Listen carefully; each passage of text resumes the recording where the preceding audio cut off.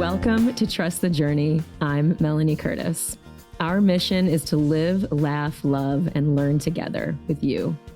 We're here to create conscious connections, to grow and contribute through our practice of openness, honesty, vulnerability, humility, and trust. Trusting the entire journey. Across the internet, our handle is trustthejourney.today. So if you want to support us, a cost-free way of doing that is to subscribe.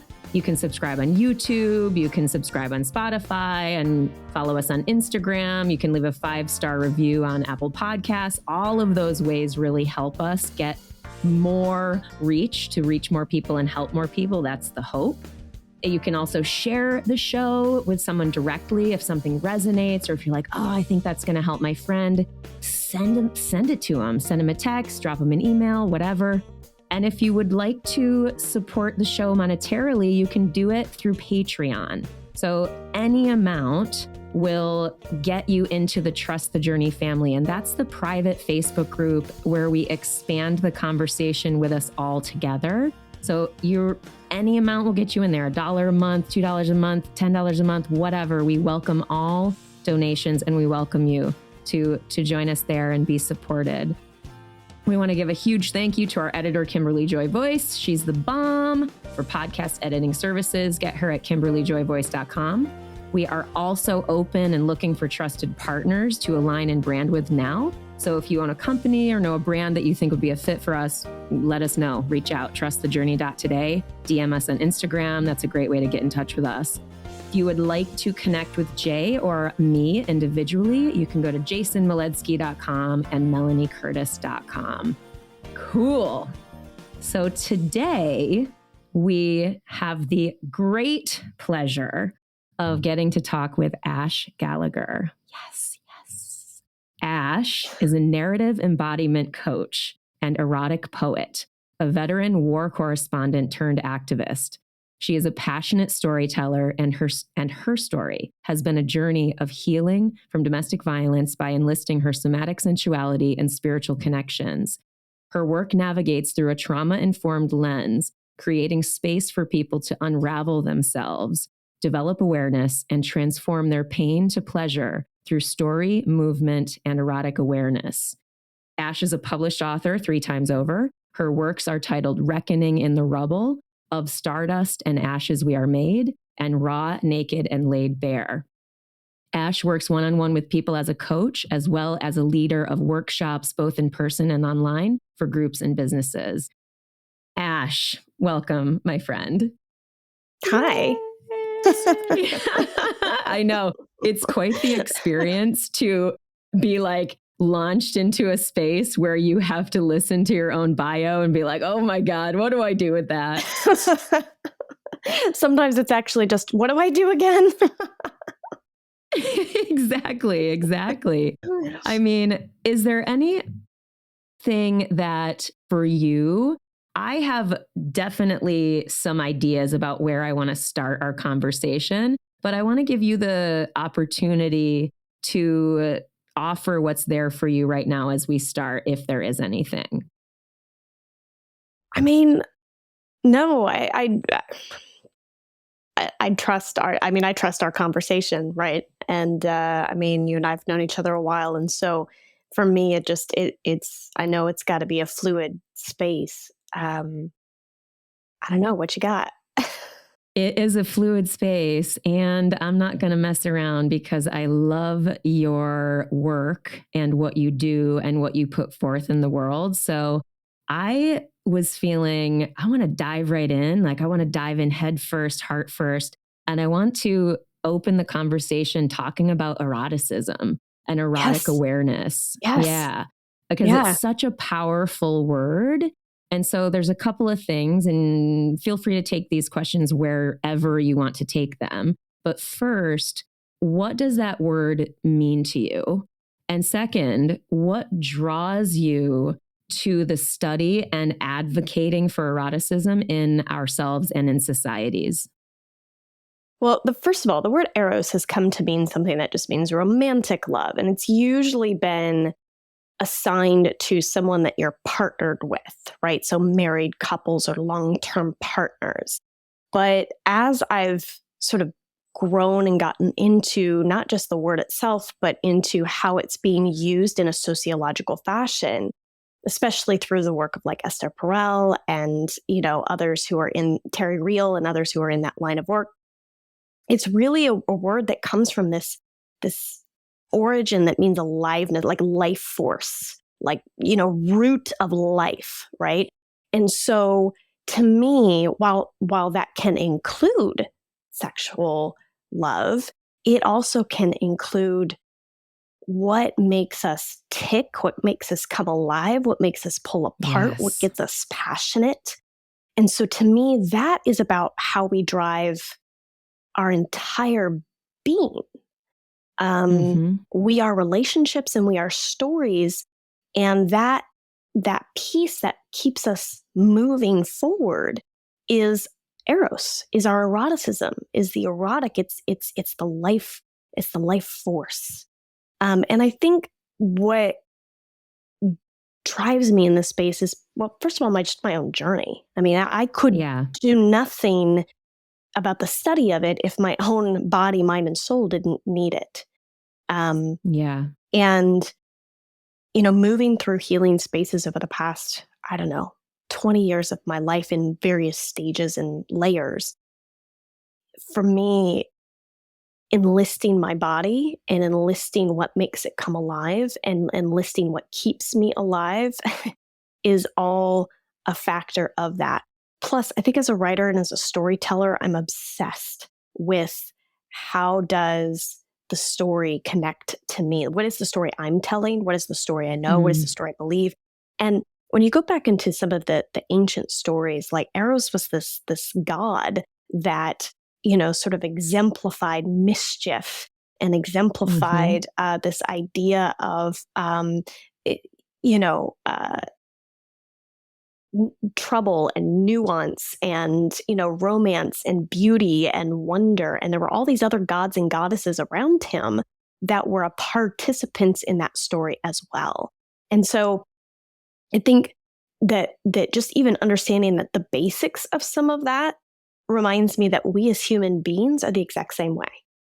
We're mischievous, we're in pain, we grieve, we love, we create, and all of those things are part of our aliveness. I've actually gotten to this point where I've said pain is actually part of the erotic story. If we didn't have pain, we wouldn't know pleasure. And ultimately, pain is our body, mind, and soul saying to us, I don't want to die. I'm out of alignment. Please make an adjustment. And that is actually our body's messaging system that reminds us that we're alive. So to say that the eroticism does not or should not include pain because we've isolated it into this one definition, to me, does a disservice to our full experience as human beings, to our full experience as a relational being. Beautiful. I was writing the other night, I kind of shared this with you, but I was writing the other night about the fact that that our bodies are a collection of molecules and cellular structures. And our bodies are a collective. And when we understand that our bodies are a collective, this collection of energy, this relationship of energy that actually makes us come alive, that gives us our life force, we're much more than able to attune to our pain and pleasure, to transforming that pain to pleasure, to make adjustments from pain to pleasure. But we have to understand that it's a collection of molecules and nerve endings and cellular structures and bones and all of these things that are together. And when we understand that, then we feel the weight of it, then we can actually shift the story. Yeah. And I definitely want to ask you more, and I will, about storytelling and your call to that and your work with that. But before we go there, I want to hear more of your story because you mentioned it, you touched on it. And And you're like, the only reason I'm doing this, or I'm called to eroticism, aliveness, this work, is because of my own experiences, my own story. So give us more insight into that. You know what I mean? Build on, obviously, your bio is a bio, but we want to know more about what actually has been your path. Yeah, absolutely. So I grew up in the Midwest. I was born in Ohio, and then when I was about 11, we moved to Colorado.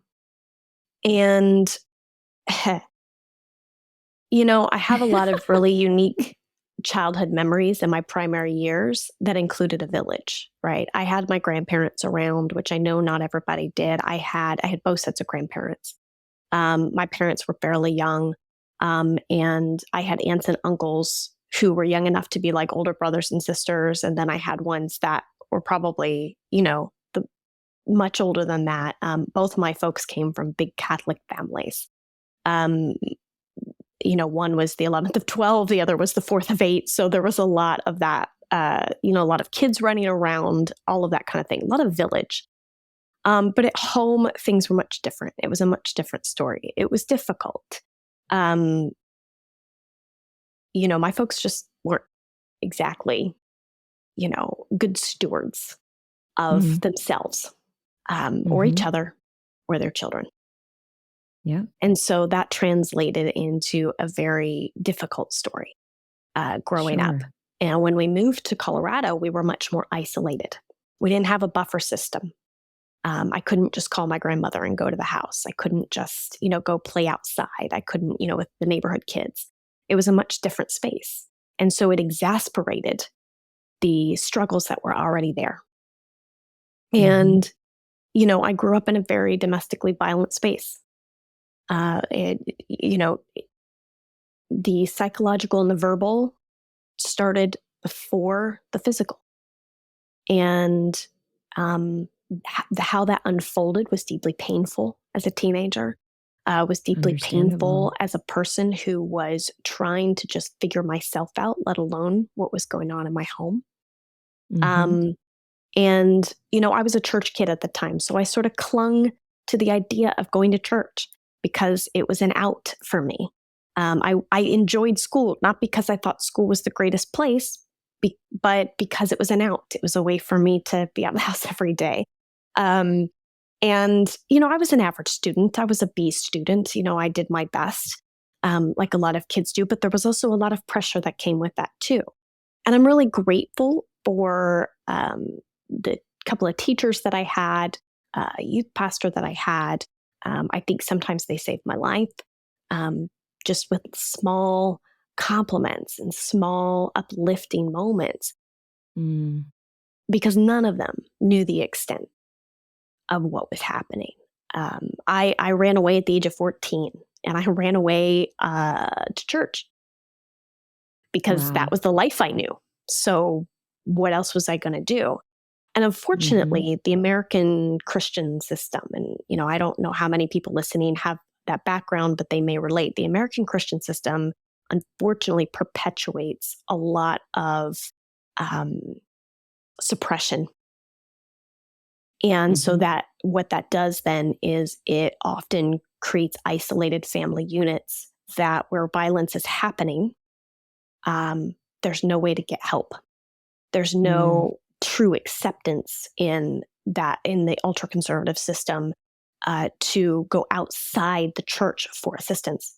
So I go to the church that day to go to this choir practice, and the pastor who's in charge, who sort of received me that day, he takes me right back into the environment that I was trying to get away from. And I don't have any anger toward that man. He was being brought up in a culture that had a very specific set of rules. I was also in a church, unfortunately, where LGBTQ was shamed by a pastor who was a bisexual man and who was later caught doing drugs with a male masseuse who became a lover. And so all of these things as a teenager, I don't see the bigger picture. I see my narrow tunnel vision space, and I'm hurting and I have no idea how to deal with that. So for me, when I left at about 18, really created opportunity for me to explore myself. And, I wouldn't leave the church per se for another 4 years, 3 or 4 years or so. But it was within that time that I was very rapidly having to unfold and unravel myself. I got married to a military guy who, I mean, there's a lot of stereotype in this, I think, for just the environment that I grew up in. But well, if we talk about story and we talk Right. about being a young person, Right. you don't, of course, you are only exposed to certain things, certain Right. ideas. And when I say you're exposed to certain ideas, that means as a young mind, it's making up a story about what is possible in your life, what you quote should or shouldn't do, what is allowed or not allowed, what is even available to you. Of course, as a young person, it would be very difficult to know that's what's beyond those boundaries when you've never seen beyond those boundaries. And it's really interesting that you say that, because and I will kind of get to the story because I think it'll be an important into the shift. But I was in this very abusive relationship with this guy that would turn into our marriage, that would turn into a lot of horrifying sexual abuse and everything else. But in the middle of all of that mess, in the middle of all of that going on before, the marriage and divorce and just the up and down of all of that space, the gentleman, the couple that were kind of my youth pastors, when I kind of reached college age, we were becoming slightly more friends. They were becoming mentors. The dynamic in our connection was changing. And he had written a book at the time that I don't even know was available anymore, but he had written a book at the time that was kind of his version of the hero's journey. It was called Life Unlimited. And the whole thing was really just kind of his sort of breaking down, I think, the hero's journey, talking about us being the hero in our own story and talking about everything from needing sages to adversaries and all of that kind of thing. And he was a movie buff, and so was I. So he compared it to a lot of, film. And I remember, sitting at his house one night and with him and his wife, and we were just, it was near Christmas. We were having hot cocoa and coffee at night. We were sitting by the Christmas tree, just dissecting these ideas. And I'm 19 years old and it's 11 o'clock at night. He's like, "Oh, you want some more coffee?" I'm like, "Great." And his wife went to go check in on their little kids who are home now, grown up artists now. But, we go into the kitchen and he's making coffee, and he says to me, "Okay, what is your extreme dream? What was extreme, passionate thing you really want to do?" And I thought about it for a minute, and I didn't know if it was a dream. Sometimes I think when I think of extreme dream, I think of happy, but it was just something big that I wanted to accomplish. Something alive in you. Something there for you. Exactly. Yeah. And I said, "Well, I want to be a war correspondent." Ooh, and he amazing pauses that for a minute. Came out. Yes. And I hadn't told anybody that. I hadn't said that to anyone. And he kind of pauses for probably what was just a few seconds, but it felt like hours. It's like this extended time of lingering with this information. And right. he smiles, settling into. Okay. Exactly. And he starts to pour my coffee, and he has this smirk on his face that I always liken to like Harrison Ford. And I think it's because he was kind of obsessed with Harrison Ford. He loved Indiana Jones and Star Wars and all those movies. And so he kind of had this smirk on his face. And he says, "Okay, let's figure out how to get you there." Oh, and it was the first time in my life, Melanie, that somebody told me yes. Oh, beautiful. That I could do tingling all over. Anything I wanted to do. Oh my God. Granted, I would go through the process of the pain and the divorce and the marriage, all of those kinds of things. But it was like that moment stuck with me so hard that it obviously gave me, in my opinion, maybe the courage. Maybe it was the courage to get out of that marriage when it was time. Maybe it was the courage to actually go out on my own, as terrified as I was. The courage that when my parents, who were not in a good place, wanted me to like come back home and control my story, I said no. It was the courage to just be out and finally go where I wanted to go. And that's incredible. It stuck with me because I think it made a lot of who I am. Just that it's not surprising. Yes. Yeah, it's not surprising that you now are in service to people in a similar way. That, like, I mean, it's not the same thing. It's not like you're sitting there telling clients yes, but you are facilitating. And correct me if I'm wrong. Because I'm this idea of narrative embodiment and that Mm-hmm. coaching that you do and the storytelling. And extracting insight from experience, and using that as a healing creative force of crafting our narrative or crafting our story, and recognizing that that is a skill and that is something we can actually choose into, that we don't have to live with the ideas and limits and no's or whatever that has been our worldview, that has been our life experience up to that point. So that's a beautiful, beautiful story. I want to hear more about the war correspondent stuff, obviously, but No, say I more get it. about narrative embodiment, because I feel like it connects to this really, really beautifully.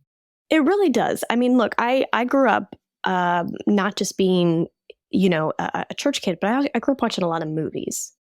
And I really think this contributes to it in a big way. And to me, this is about the animation of story, right? The animation of how it plays out, the animation of how it creates impact. And so for me, the idea of narrative is just being able to hone in the depths of storytelling and storytelling mastery and reframing how we sort of look at the world from various angles. But the embodiment part of it is not really separate, because in order to be animated, you have to insert your body into the whole thing. How many actors do we know do as many of their own stunts as they can before they have to bring in a stunt double who may just be more skilled? Right. The idea is that you put your full body into the experience. And so that's like part one of it for me. Part two of it is that your body, in herself, himself, their self, your body, is the story, tells the story, is communicating to you, is speaking to, and is saying, hello, I need to tell you what I love, what feels painful, what feels pleasure, what turns me fuck on. Your body's telling you a story. In my case, I'm going to use she because he, they, however you identify. She tells me what she needs. She tells me what feels so good. She tells me how to experience my life through my muscular structure, through my tissues, through my bones, through the ways that I become conscious of her communication. And when we create consciousness with our body, we become a living, breathing meditation. We become a living, breathing prayer. We become a living, breathing experience. We become the story. I am the story. I'm not telling the story. I am the story, because I understand that my body has more communication systems than just my 5 senses.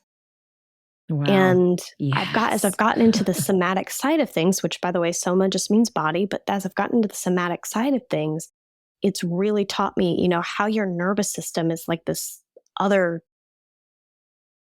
messaging system, right? The old-fashioned messaging system that is coming back up to the brain, how your heart actually has this cellular structure that almost functions itself.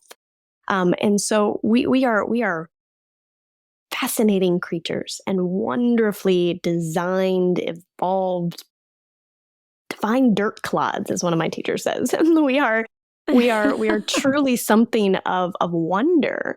And we're made up as the same stuff as the earth. And to me, that is a story that is worth experiencing. And so narrative embodiment, that's a long-winded answer, but essentially my goal, my aim is get you out of your head, out of your over-logical, overthinking mind, get you into your body through storytelling, through understanding that story, so that you can be a living, breathing experience of the erotic, of aliveness. Of That's my aim. aliveness. That's my goal. Yeah.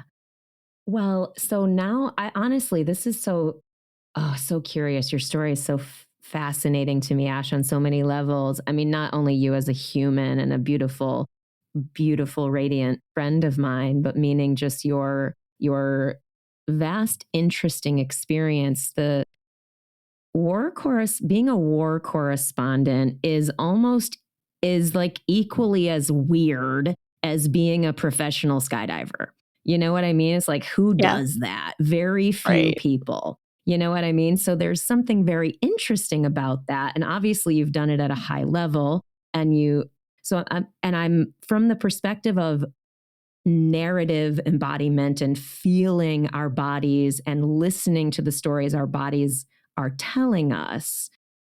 I'm going in my brain to, holy fuck, what is that like to be in a war zone? Like, I'm thinking trauma informed coaching, a million different things are coming into my brain hearing you talk about this, and then wondering about that experience as a war correspondent and being like, how was that healing because you're following your dream? And was it traumatic too? And, like the complexity I mean, the answer of the is story yes. and the experience. Right? Yeah, I'm right. imagining. But please tell us more about that experience and how it connects to all these things that we're talking about. Well, I think at the age of 19, the idea of going into media and journalism had a lot more to do with what I was good at. I was a good writer for 19. Now, granted, a lot of teenage angst back then, but I was a good writer. And hashtag teenage angst. You're welcome, right. world. I love it. But bring it on, CNN. We had, which I ended up working for them, ironically. But I think the interesting thing is that, I also kind of grew up in a political family. And they were Midwesterners who bickered about politics. Let's put it that way. They were not politicians. They were Midwesterners who liked to sit around and talk their politics. And so there was a piece of it that made sense for me. But there was also a piece of it that was just, could I take the cinematic experience that I love so much and apply it to real story, apply it to true story? And it appealed to me. And War Correspondent was is considered one of the highest titles, right? You go out and do that. You are a good reporter, you become a good reporter, because there's a lot of people who go out there, everybody goes out there very green, just like any profession. Yeah. Sure, like skydiving, right? Your first few dives, you've got to be careful. You got to be extra careful about your mistakes, and you're green, right? Yep. Being a war correspondent, same thing. Before I left the States, I had tried to work my way up through CNN. Actually, I worked at newspapers for a couple of years, and then I ended up getting a job at CNN. And I ended up being there for about 8 years or so. And a lot of people say that we grew up there, and the reason that is because it's a place where you can go to almost any department and you could say, I want to learn how to do that. I want to learn how, and somebody will teach you. Somebody will teach you. Very cool. There's a family, a little bit of a dysfunctional family, but there's a family aspect to CNN that really kind of brings people together and creates space for you to sort of learn and grow. But like any other industry or company, sometimes getting to sort of the top tier levels can be very difficult. And I am an activist at heart. I think there's a part of me that always sort of grew up idolizing, the Jane Fondas, Gloria Steinem, Angela Davis, incredible women, Audre Lorde, these women who are incredibly vocal. And so, there were times that, I feel like I probably challenged my bosses who, didn't like that I wasn't seen and not heard. A lot of my supervisors, a lot of my coworkers, I always had really good relationships with them and support with them. And at some point, I had some people who were sort of mentoring and advising me, and sages in the workplace, and just said, "Why don't you just go out, just do it? You want to do this? Go." I was like, "All right." So again, another situation where I'm like, "All right, I'm just going to go do a thing," and I went and did it. And it was terrifying. To sit there and say that there's no fear would be ridiculous. I always like it when Liz Gilbert says that she doesn't believe in fearless people. She thinks fearless people are sociopaths. Yeah. Because you can't not be afraid. It doesn't exist. Yeah. When people are like, oh my God, Melanie Curtis, she's fearless. I'm like, fuck no, you don't know me at all. Terrified all the time. It's like, damn, the reason I had to do the work is because I'm scared so much. Like, geez. Right. Yeah. But I so wanted, and I was already on the Arab beat. And I do think that 9/11, which I was 18 when 9/11 happened. So, it sort of changes the scope of how you see and are interested in the world. And so the Middle East, there was no other place for me to go. And the CNN reporters that were there, they were all really good to me. They were like, look, you come stay at our houses. We'll give you contacts if you need a little bit of office space for the first week. It was just like little things to be like, we'll take you out to dinner. We'll share some wine. Yeah. It was just ways to just bring me in and say, we really believe in what you want to do because you're wanting to do what we want to do. And there's enough room for all of us to share. So come on, let's get you in. And it was slow. I started out by, I went from Beirut to Jerusalem for the first few years. And I did a lot of refugee stories and then I ended up going to the Lebanese-Syrian border where I saw some frontline conflict. And then I went into Gaza, and Gaza, I think, was the real heavy hitter in terms of really beginning to see a back and forth. Because in Gaza, you are absolutely in an open prison. And the blockade that happens by the Israeli government in particular is harmful to the people that are in Gaza. And unfortunately, you have this other group, who's a Palestinian group, Hamas, that is sort of the resistance group. And there's a lot of debate on, the United States considers Hezbollah and Hamas, they join by calling them terrorists. I struggle with this idea because after working at Al Jazeera for a little bit, doing a couple contracts in Doha and spending time with them, we used to debate the idea that one man's terrorist is another man's freedom fighter. And this is a very hard truth to swallow. Yeah. It's a very hard truth. I think it's beautiful that you're bringing that up because you're talking about things that I imagine a lot of listeners don't know anything about. I know barely anything, and it's only because I know you, and I was definitely the person who watched the news that my parents watched and just took it in and didn't even remotely process it in a cognitive, thoughtful, way to make my own judgment. I just was being spoon-fed what the media was telling me. And I didn't know for a long, long time, I need to be considering what I'm hearing. It sounds so stupid. No, it doesn't sound stupid to me. It doesn't sound stupid. Yeah. Because it's a thing that I think a lot of people experience. No, you're right. Everyone experiences this. I think this is what happens. I think people sort of people want to feel a sense of safety. And people's safety comes from their belief systems and the stories they tell themselves. And whether those stories are serving them or not, doesn't really matter. It's about, does the information, does the story make me feel safe? And so this happens on a political scale mentally, but it also happens physically. I do think that the one thing that the war zones gave me, having gone to Iraq, because then I would later go on to Iraq, I would actually be detained in Turkey.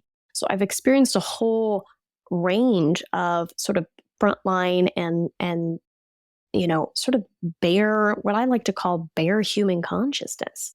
When you're in the Middle East and you see these things happen, in my personal opinion, what is happening there is just more honest than what we see in the West. The same thing is happening in the West. We're just a lot more dishonest about it. Because we want to say that because we don't have wars everywhere, we're more civilized.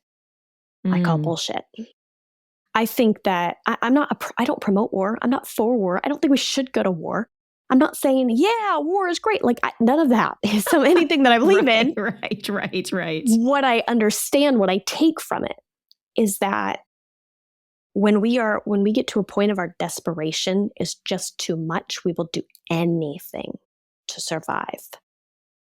And so in the West, we claim that, because we don't have that, because we don't show it as much, because we're not out without, although I think some of that's changing considering January 6th.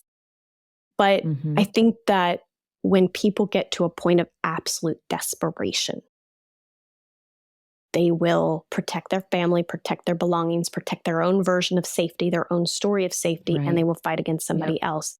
It doesn't justify torturing another person. It doesn't justify harming them. It doesn't justify rape, which is one of the most significant weapons of war there is and has always been. Wow. It doesn't justify any of that stuff. All it does is explain it. And hopefully, for those of us who come into an understanding of that, we can start to make changes in the world that will create healing, justice, create spaces for people to move forward, feel safe in the uncertainty rather than the desperation of their certainty. Beautiful. And I think that's what war gave me. It gave me a baseline understanding of how our human condition works. Wow. That is powerful. If you want to talk narrative embodiment, it's really just my whole body's in it. Like that, to me, there's a practical, this is just a practical somatic application. I had to wear 12 kilos of gear on my body on a regular basis when I went out to the front line. I was exhausted. I was tired. I managed Crohn's disease, so I had to constantly be conscious of how often I went out because I would have to come home and have a day of rest, especially if my stomach didn't take to some of the food that I ate. Being a vegetarian wasn't hard because there's plenty of like non-meat options in Middle Eastern food, but it was also just sometimes you're eating a lot of junk, you're stressed, you're, kind of in those spaces. So it was a constant enlistment of listening of my, how do I say this better? I had to listen to myself. Yeah. I had to just listen to myself. You were so immersed and in such an extreme situation that if you didn't listen to yourself, you could have literally been in danger. It's interesting. Again, the skydiving metaphor, we don't necessarily go there all that often, even though Jay and I are obviously professionals in that lane. But like when you feel something and your intuition speaks in a skydiving scenario, you learn quickly to listen to that. You know what I mean? You learn quickly to not let social pressure override a decision that you might make. You learn quickly to not let the internal voice of I need to look cool so I can be welcomed and included overtake your decision making. Like those types of things can really put you in danger in these types of spaces where your mortal danger is actually real. You know what I mean? Whereas if we're facing, not to say that mortal danger isn't present in a abusive verbal situation, that's a totally different conversation that I'm not equipped to necessarily talk about. But I feel like that mortal danger is present there in the sense of the damage it does to people's psyches, and which leads us to the healing conversation and how do we find a spiritual place that does, because I'm very curious about that too. I'm kind of rambling a little bit for a second, but take whatever you can from what I'm saying. But I was thinking about what you're saying. I believe, and I think I actually write this in my book. So for those interested, Reckoning the Rubble is the War Correspondent book. I say kind of in the first chapter, my war at home prepared me for the war abroad. Yeah. And because it was war at home. And there is this, I think a core piece of my message or a core piece of my life's work right now is translating our wars within. And translating our wars within so that we can overcome them, so that we can have victory. Exactly. And my war at home was very much words break bones. Absolutely. Verbal abuse is real. Psychological coercive control is real. It is real. And it breaks us down. I just finished Gabor Mate's book, Myth of Normal. And, he really goes into these ideas of just our cultural acceptance of raising children, like things that we don't think are traumatic, things that we don't think are a big deal, can actually be very harmful, from the way that we talk to our kids to just leaving them to cry. So one of the things he really advocates against is leaving your child, to cry out their discomfort when they're a toddler or a baby. And he talks about, because that has an aspect of abandonment and neglect that the child doesn't understand, but their body experiences. And this is the somatic experience. The somatic experience is our collection of cellular and molecular structure that we were talking about earlier, takes all of that stuff in, it absorbs it, and your body's number one job is to protect you. So it takes those things and goes, oh, okay, this is dangerous, and I need to go into fight, flight, freeze, or fawn, and I need to block off. And then what happens is your body as a child gets stuck with it. And so, and I heard him in an interview talk about, you have a number of soldiers who will go into war zones, or war journalists. And some will come out with extreme forms of PTSD and others won't. Why? A lot of it has to do with how, as children, how our bodies taught us to survive, how our bodies got trained to survive.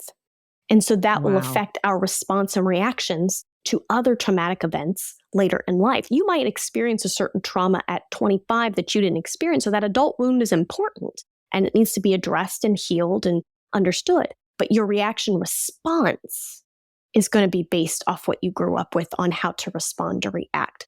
You are not and I want to make sure that I say this to anybody who's experienced a traumatic event. You are not predispositioned to experience that traumatic event. It is not your fault. It wasn't meant to happen. It happened because somebody else made a choice to harm you. And at the end of the day, you were affected by that. And it wasn't your fault. And we have to start from that basis. Beautiful. If we don't, then we can't heal. We live in the aftermath. We live in the aftermath of other people's choices, our choices, and kind of the will of the earth, right? The physics and biology and the environment, everything that happens. We are living as in kind of the aftermath of all those things, and we as human beings are weaving through other people, through the earth, through society, and we're making choices based off that. It doesn't mean we don't take responsibility for ourselves. We are better able to take responsibility for our bodies when we learn to be aware of it.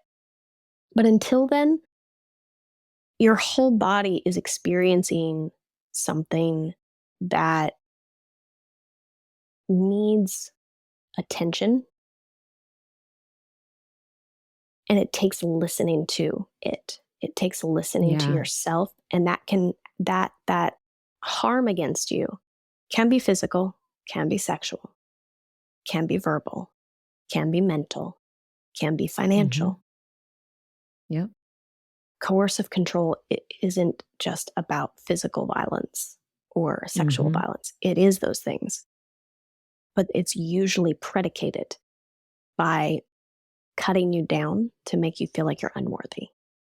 And so for me, the war zone was a place that I understood, and it basically just gave me a much more clear picture of the language I needed to heal what was already in me. Yeah. And say more about that, because obviously you mentioned leaving the church and following this dream of yours to be a war correspondent, and of course moving through the divorce and all of that, and choosing for yourself to go forward toward this life choice of yours.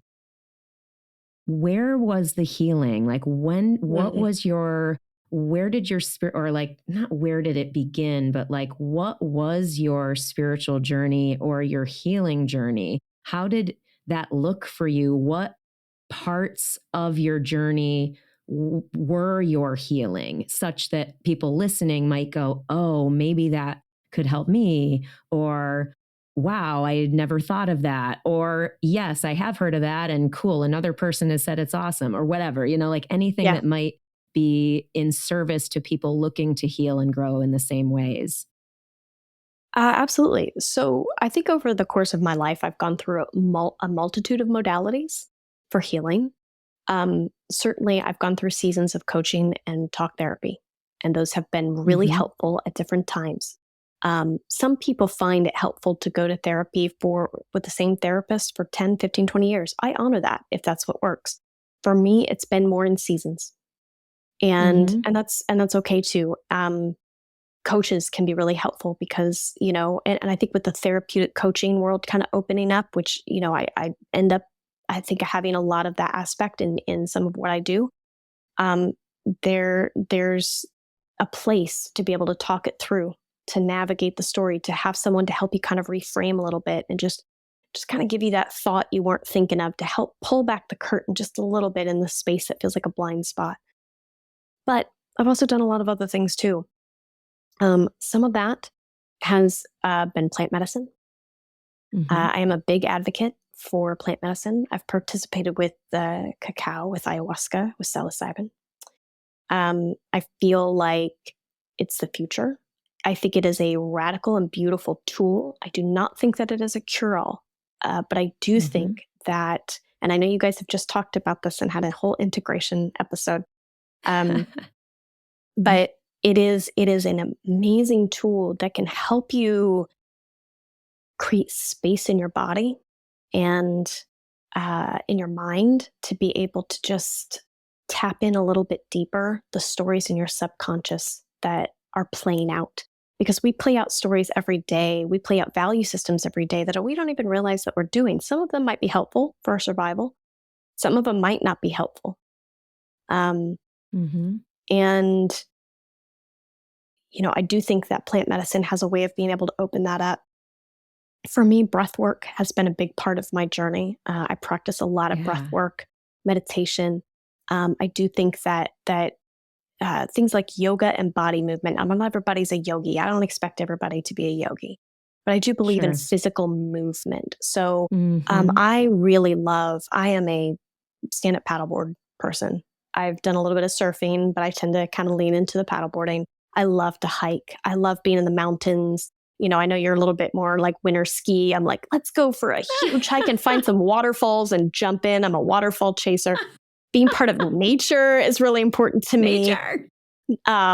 Being part of the earth is really a part. So, but movement, getting your body to move. If you're a dancer, to dance, to feel. I've got a client who has experienced a lot of Latin dancing. And one of the things I kept telling her is like, next time you go to your dance class, I want you to think about the move you make when you move your leg forward, when you stretch back, when you're dipped.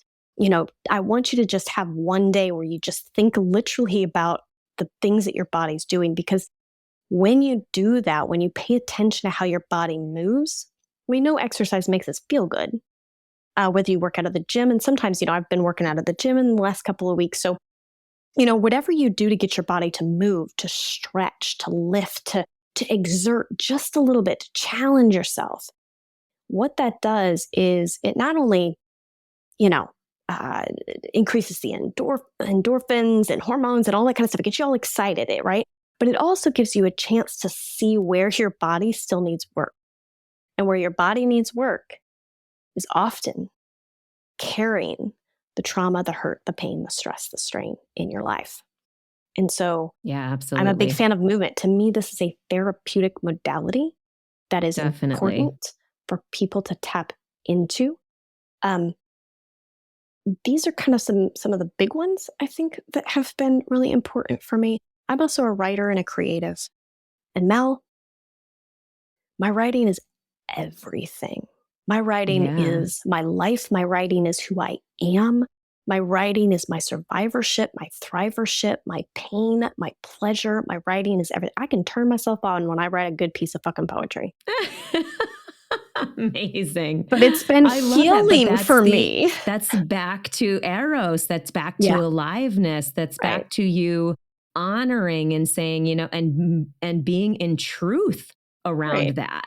Right. And saying, you just owning that right now is fucking cool. That is leadership. And I can't do a podcast episode with you without addressing that before I really knew you, I was very attracted in the life force way to your voice and your willingness, your bravery, your boldness to be in the world as your activist self, as this woman, this person who used your words as a beautiful, loving sword. You know, it's sort of this very interesting, but I also looked at you and I go, whoa, damn, at the time, like, there's no way I could do that. How the heck fuck does she do that?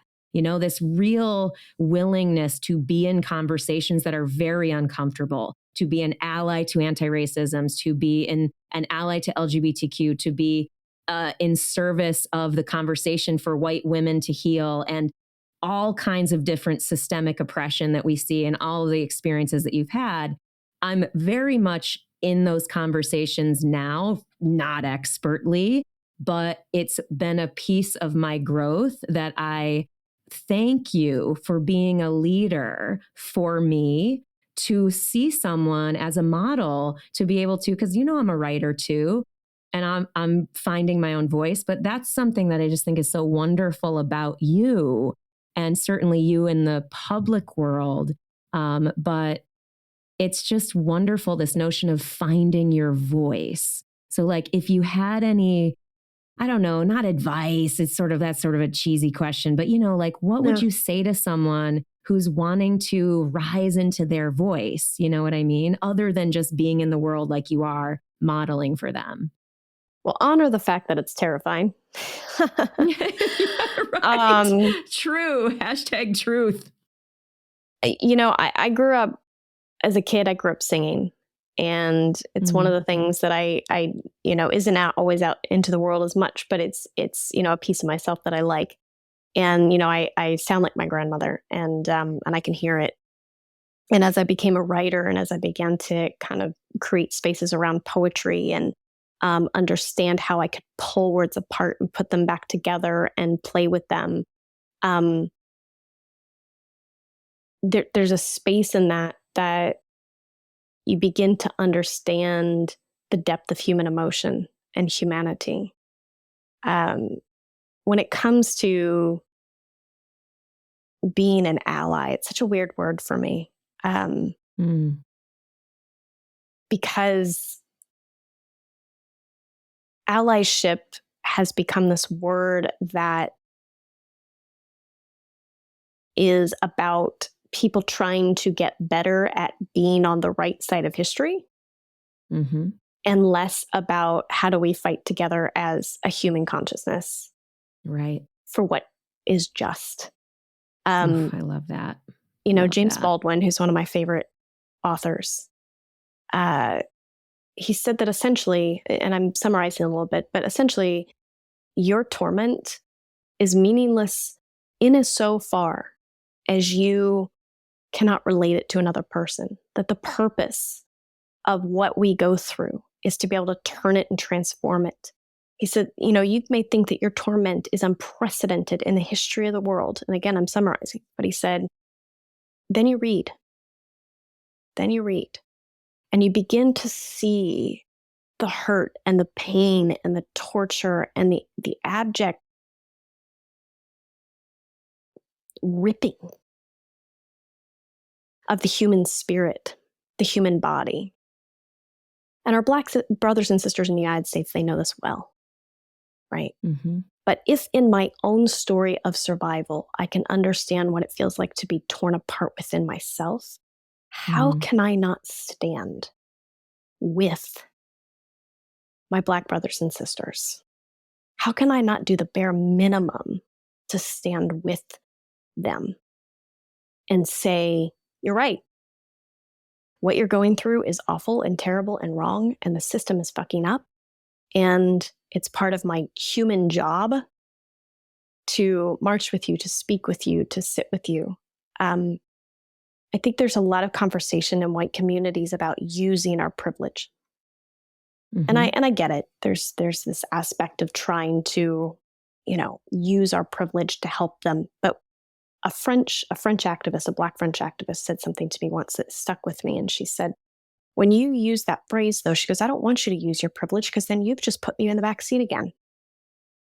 Stand with me. Be Mm-hmm. aligned with me. More than an ally, be aligned. We're fighting the same system. We're fighting the fight against an oppressive system that would actually wants to divide us. That wants to divide us by the social construct of race, by the social construct of gender, the social construct of sexuality. So we're fighting against the same system. And just these, to me, these spaces here, this sort of bare knuckle understanding is enough for me to say, okay, I'm in. And I know I'm hard on white women, but I do think that we have a wound we have to break that goes very deep for us, and that is, and I've said it before: the sin of the white woman is the lie that she believes that her oppressor will give her power. But this goes back to a domestic violence analogy for me. I'm passionate about fighting against domestic violence because to me it explains just about everything, and that is the fact that when a person who's abused is so tied to their abuser, even if it's psychological or verbal, maybe it's not physical, but they're so tied to the control that person has over them. So tied to believing that if they don't ride on the coattails of their abuser, that they're not going to be safe or that they're going to be hurt. And I get it. Trust me, I get it. It's not easy to leave those spaces. I get it. It is so hard to leave those spaces. You go through every justification in the book before you leave. I don't think it's a good question. Never ask a woman why she doesn't leave, because it is hard.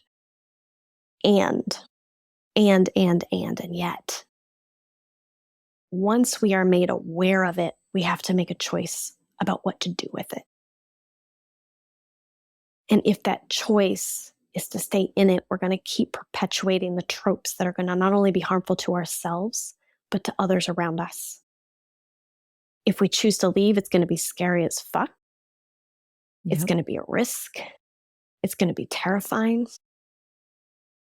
But damn, we're going to find some people that are going to come around us. I swear, I promise.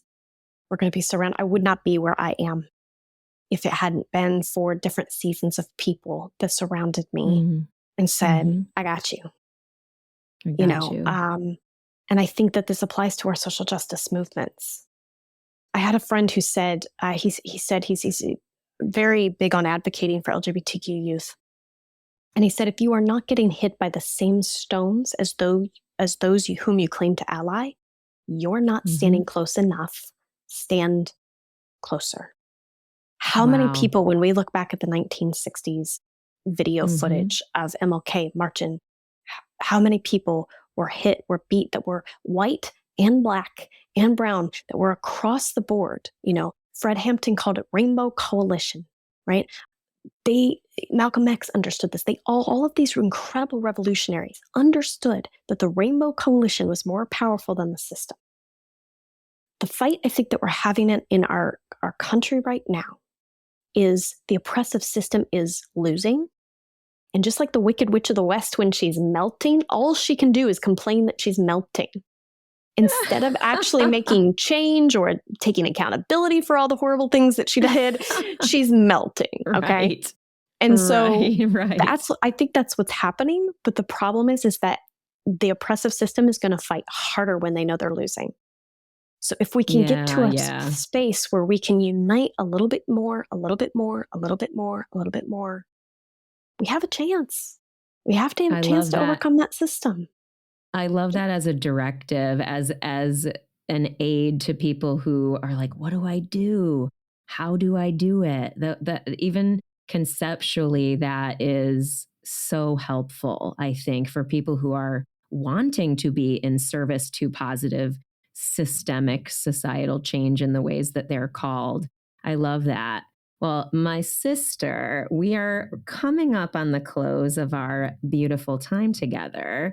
And before we do, I want to roll through a series of just sort of more rapid fire questions just for fun, just because, you know what, we always go deep. Fuck yeah, we do. And then I'm like, let's just have a little fun at the end of this thing and see what we get.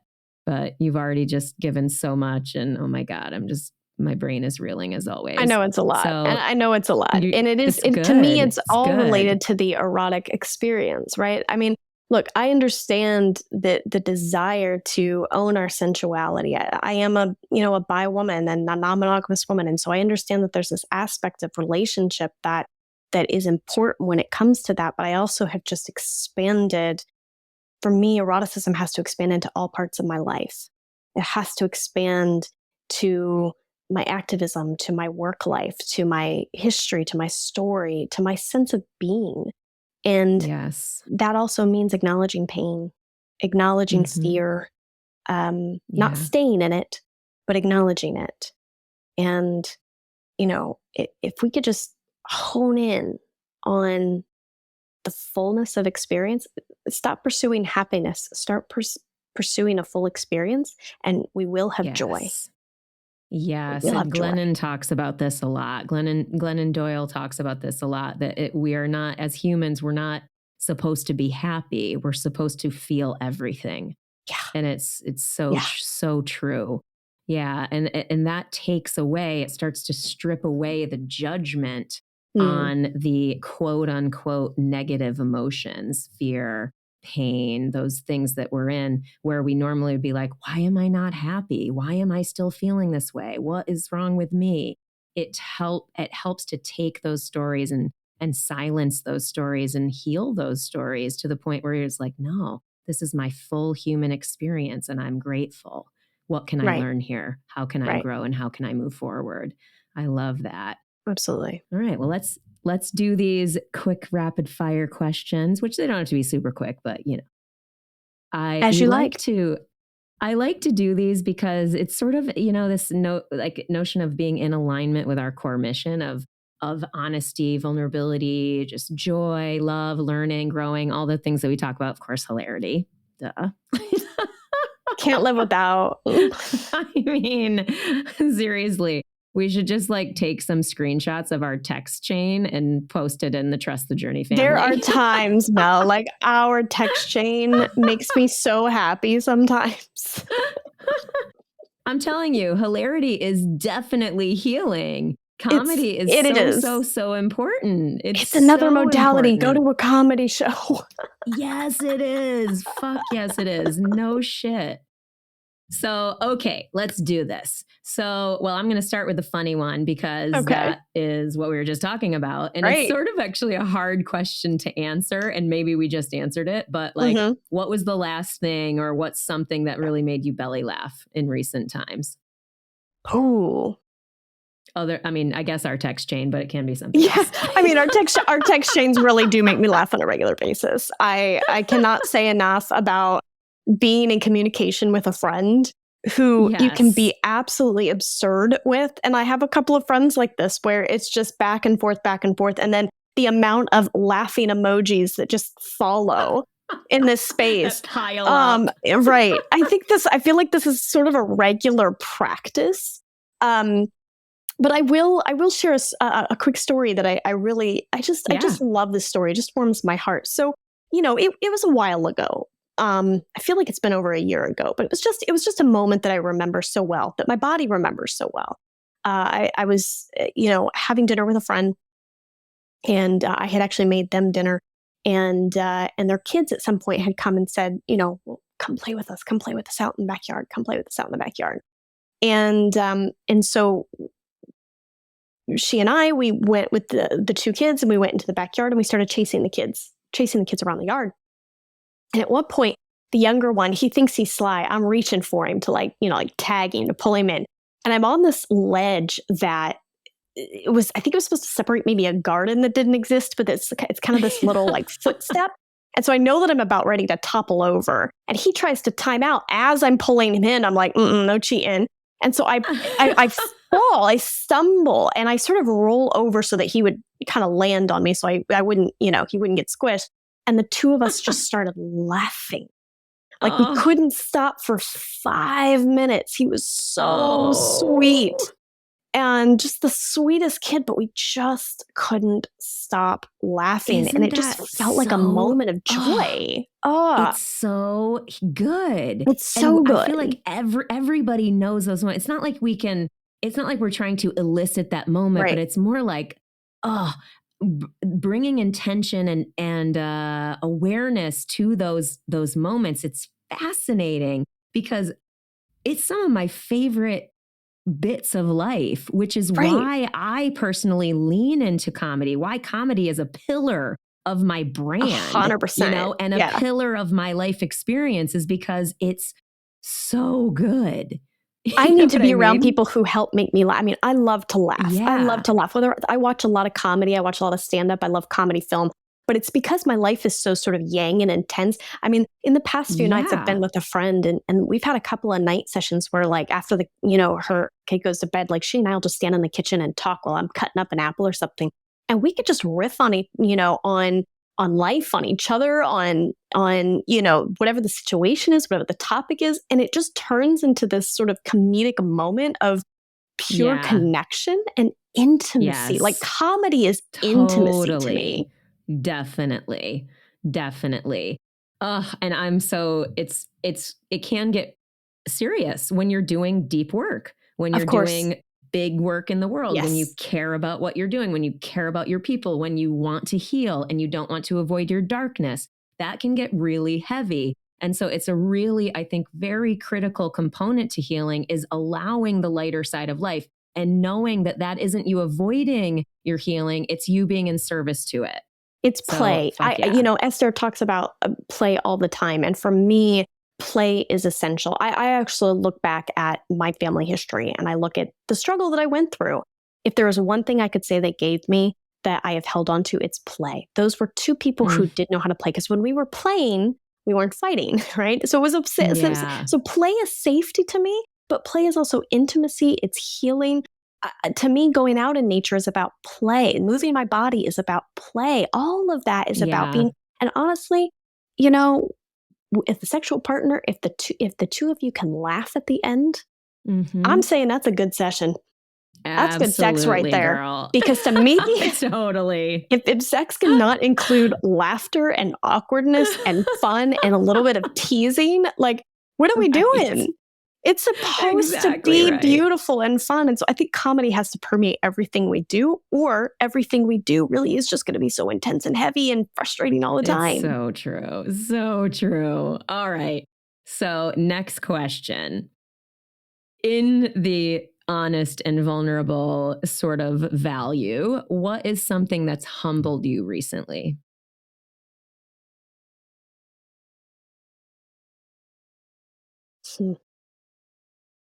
So a little over a month ago, I was supposed to get on an airplane. And I'm in Asia now, but at the time I was supposed to leave before the first of the year. And I was going to start my year here. And I had paid for the ticket. I was ready to go. And I showed up at the airport. And they denied my boarding and didn't seem to have an answer for it. And it was very confusing. And they initially said they had the payment. The payment app that I had used, which wasn't my bank, it was just a payment app that I had used, had said they had made the payment. And for the past several weeks, I went through this entire space. I eventually waited a couple of weeks, took some of my earnings and bought a new ticket, still hadn't gotten back what they owed me. I'm still fighting for that. But the entire experience has humbled me because it's really made me kind of come into connection with what do I have control over and what do I not? Yeah. Yep. I'm a person who gets stuff done. I've had a life of very decisive movement.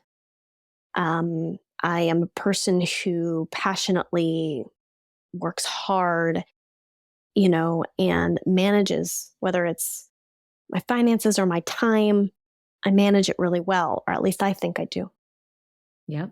But I also have a tendency to so desperately want to control the narrative, and that's human. Yeah, sure. But it was about looking at the angle for myself that was a problem because I couldn't Yeah. control this. I couldn't control them. I haven't been, there are some things I can do. I can make complaints. I can file paperwork.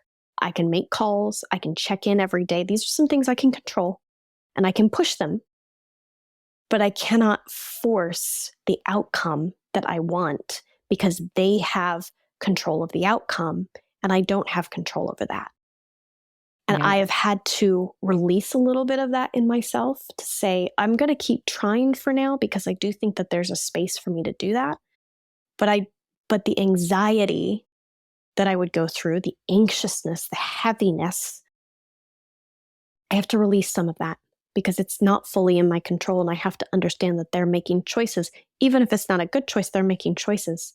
And I have to create space for myself to keep going, to work every day, to make room for clients, to make room for writing, to make room for everything else that I'm doing. In order for me to make room for that, I have to release this aspect of it. And I've had to confront that myself. And that's been really fucking humbling for me Yeah. to constantly ask myself every single day, what can I not control? What can I control?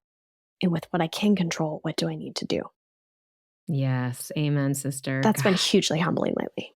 You know, and I thank you for sharing that because I love this question, even though it's a hard one. And obviously people who step into this space understand that we go to these places. And so I know everyone who steps into this space is willing and wanting to share deeply in these ways. And still it's a brave and beautiful, again, piece of leadership in a way to be willing to share what humbles us, because that's real vulnerability to be like, oh man, you know? So thank you for that. The next couple are easier, I hope. At least they're on the higher level of the energetic spectrum. So we'll see. But just something simple joy, love, like what is something that you are just loving right now or something that brings you simple joy? I'm really actually enjoying spending time with some soul fam right now. Yeah, I cool. am spending a lot of time with a friend who I've known for almost 20 years. And, we don't get to see each other as often as we like, but we really do strive and make an effort. And I FaceTime her on a pretty regular basis, even when we're apart, and she FaceTimes me and we do talk on the phone. We found our rhythm with what works for us.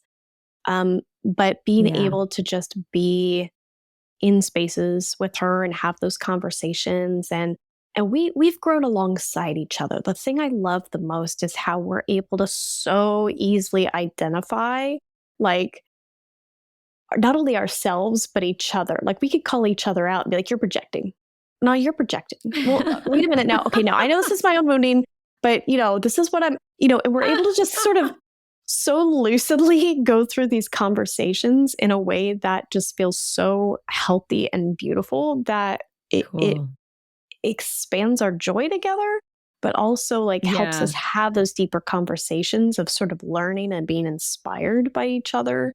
Um, Yep. and just being just conscious. I so yeah. We both had a moment in the past few weeks where there was something where I wasn't necessarily being as mindful about it. And there was something where she wasn't being as mindful about it. But we brought it up to each other. And, the response is, oh, you know what? I got to do better about that. Okay. Yeah. Mhm. I hear you. I hear you. Okay. We're good. We're good. Yeah. There's just, it's whether we're laughing or we're sharing something serious or we're sharing a common bond or expressing a difference. I tend to be more introverted. She tends to be more extroverted. And so there's this play in our sisterhood. Yeah. There's something When I say soul delightful. fam, yeah, Yeah, yeah. there's something delightful when it's just going to sound maybe funny. I feel like it's kind of funny. Is there's something delightful about sharing a human moment and with someone who is equally skilled to navigate challenge, where, because you move through the challenge relatively quickly and with ease.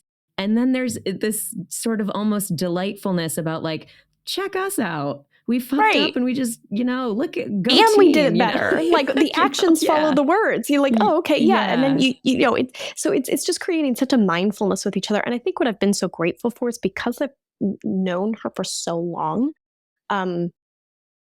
Like we just step in rhythm, and I can't.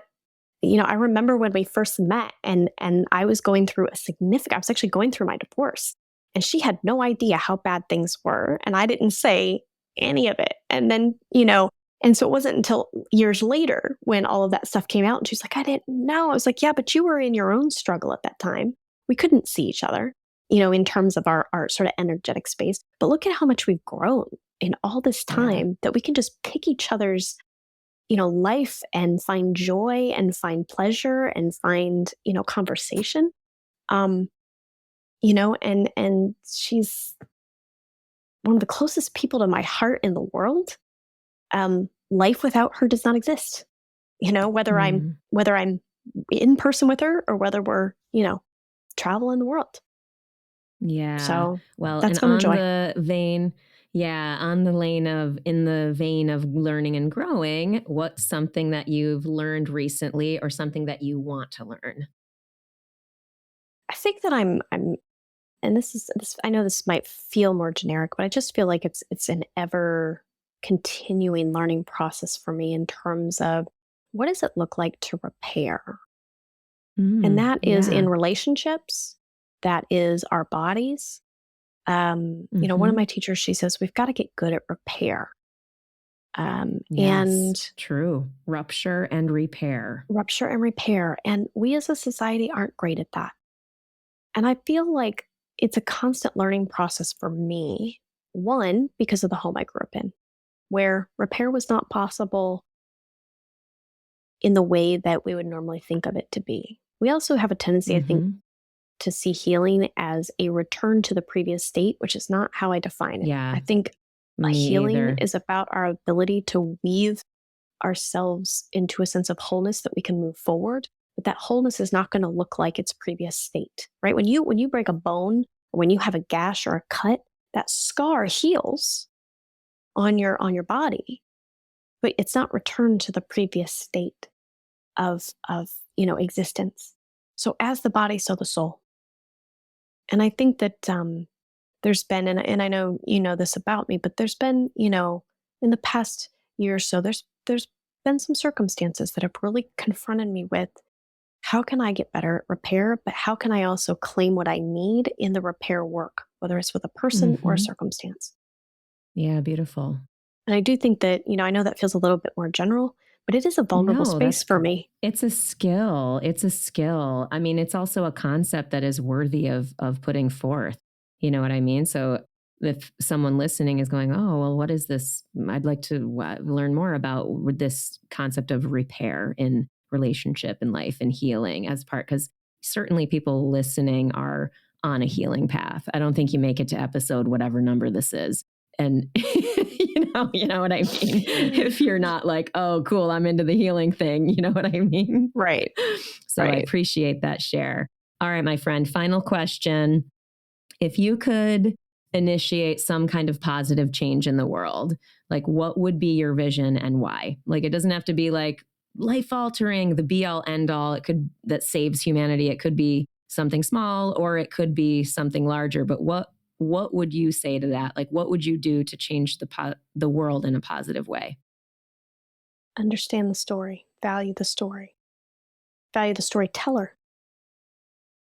I get into these conversations sometimes with people who, have a connection to their religion, which again, I'm not anti-religion. I'm a very deeply spiritual person.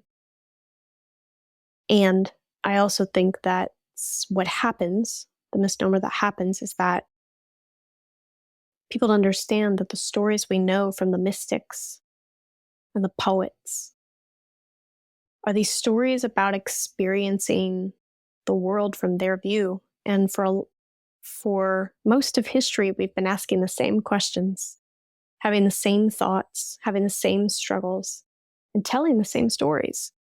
What it means is that we're not alone in the world. Mm-hmm. And if we can understand the basis of the story, doesn't mean you have to be a great writer or you have to be a director to a movie. It's just simply understanding that the story you tell has a purpose and has a reason and has a backstory to its backstory.